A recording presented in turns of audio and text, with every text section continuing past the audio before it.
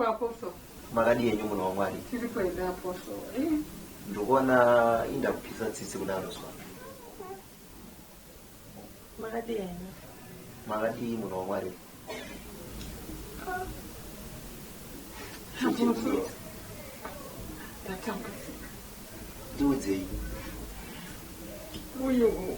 Uyu mwana wanzvadzi yangu uyu andaikuti andakasirwa naatatu nanzvadzi yangu yakashai. Sure. Makambodudza nezvake. Asi mwana uyu ndakundikana apostle. Ndakundikana. Mwana uyu anoona ndichinamata sikunesika. Akada kuuya akandibvoronga ndiri pamunamatipa imwe nyaya. Akada kuuya mwana iyu achiimba nziyo dzisinganzwisisi nevanhu. Kumwana. Apostle akada mwana uyu anoenda kuna 5 Avenue uko. Achinoflash. Zvakaoma ufungi. Achinoflash apostle. Melissa. Shoko raMwari rinotikudza mai nababa wako kuti mazuva ako epanyika awedzerwe. Amen. So, respect mai vako. Mai vako vanokunda wazvinzwa. Musikana Melissa. Melissa. Ma? Umite ya mai vako. Ndo vandoziva ngavataura. Tinomuudza mwana uyu kuti hapana imwe nzira inopfuura kunamata. Sure. Ngatisanamata. Melissa atinamate. Mwana dzadzeu asi anondituka apostle. Anondisvika kumagumo. Ukona kuchema kuri kuita mai vako. Zvinokuunzira macases muupenyu hwako. I'm going to pray for her. Because vana vamazuva ano vari kupindwa neDelilah spirit. Where I want Delilah chaiyo. So I'm going to help her. I'm going to pray for her. Excuse me, mfundisi. Ini nangu andirambe kunamatira. Asi akakampira ke kuti munamato yangu masecrets angu amvipwe na tete. Maya ipapo azvibude. Because ngazotanga kushinda amapa kapo. Vozotanga kunzwa imwe minamato inenge yakuzobuda ipapo panonetsa. But kunamata handitomborambe zvangu. Saka ini ndogona kubuda ivo vombopinda musesheni kana kuti ivo vombobuda ini ndosara musesheni tiri 2 tonamatirana ebo papo panobuda pekuti ndega pakampira ikakomaida because havafaniri kunzwa mamwe masecrets angu pamwe pachona mukazotanga kushinda amai papapa makutaura zvimwe zvinhu vozotanga kunzwa ameno kuti tinenge takuzosisana kupi papapa bude. Saka at least kana mukanamatira 3-2 I understand. Namatirwa ndirambe. But ini nangu Melissa rega ndikubate ipapo. Andigone kunamatira munhu ari 1. Andigone kunamatira munhu ari 1. Ndoto kunamatira wina mai wako. Saka panonetsa. Ndokumbirawo apostoli ndinamatire ndoziva kuti munamatire iri 2 powerful. Ndikukumbirawo apostoli kuti munamatire mwana uyu. Rasika. Mwana andirovera kumudhuri kani. Andirovera kumudhuri kani Melissa. Melissa, I'm going to pray for you. Amen. Nzwanga Melissa. Inini andikwanise kukunamatira urwa. Nekuti ndinoteerera magwaro aMwari. Pakazoitika chinoitika ndini ndinopiwa mhosva. Saka rega ndikunamatire uina mai vako. Ndo zvakangonaka. Hapana kana problem. But kana makuda kunamata na tete imi munamata navo ini ndombobuda. Kana session yangu yazokwana undozopinda. Wondinamatirawo. Because ndiri kunzwa minamato yavo. Iwo haufaniri kunzwa minamato yangu. Apostle, for the good of me, ndibude zvangu musare munamatire. Aiwa apostle, please ndibatsirei.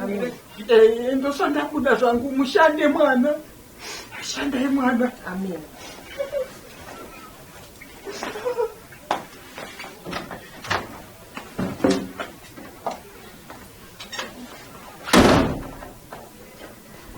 Saka mati toita sei.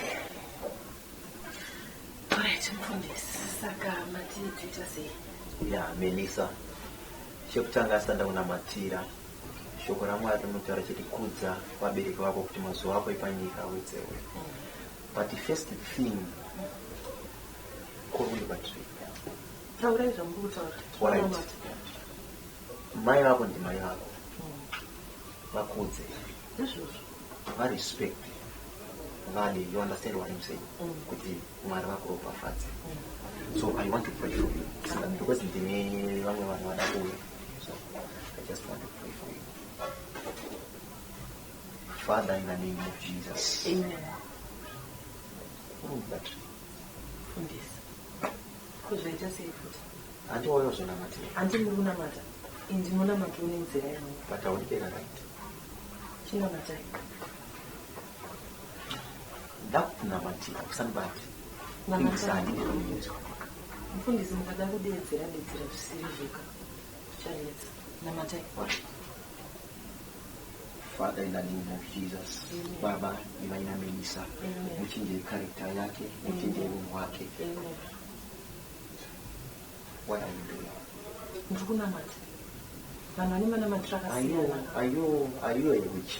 No, mufundisi. Mukadaro makuzviringa. Inini mukuda kuti inini. Get out. Inini. I said get out. Zvamuri kuda. Get out. Inini musingaitira. Buda bama. Mukatodaro makanganisa.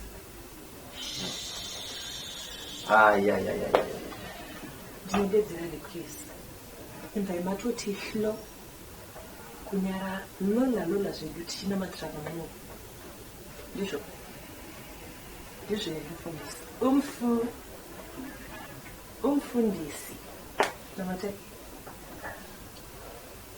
Wati unodedzera request? Mufundisi. Mukatodaro ndinodedzera request. Namatai. Father, in the name of Jesus. Amen. Lord, I thank you. Baba, you are in line with Sinta and Jesus Christ. Amen. Melissa usandara. Tunde kutunya Unozia unondisa pamiedzo. Wanzwa kuona ndilisi. Jesu chaiye yakaiswa pamiedzo. I'm a man of God. I have a wife. Murikurebesa nyaya mufundisi. Ndine mukadzi. Hanzi ndinamatiri. Ndiko kunamatirawo. Nditi vanhu vane manamatiro akasiyana. Iko zvaipe. Undide. Hatsi kuwirirana. Undide. Mpfu. Usadaro. Mpfu. Akamira ndikunamatira. Namatai swederai kana mufundisi. Apa ndinisa wanaka wandinebera.